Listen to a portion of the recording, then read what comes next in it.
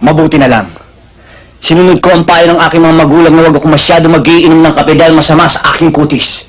Disin sana hindi ganito ang aking kutis. Kutis porcelana!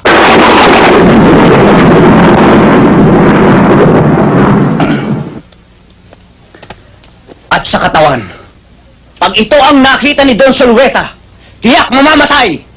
Si Richard Gomez sa inggit!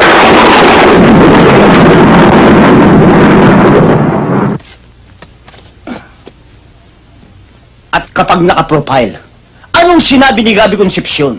Kaya please lang, huwag kang masyado magdidikit sa babae at baka mapikot ka. Dahil sa totoo lang, ikaw ang pinakamagandang lalaki sa balat ng lupa. Hayop ka talaga! Ang ganda mong lalaki!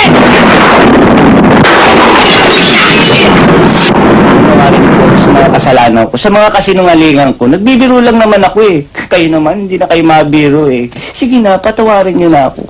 Please.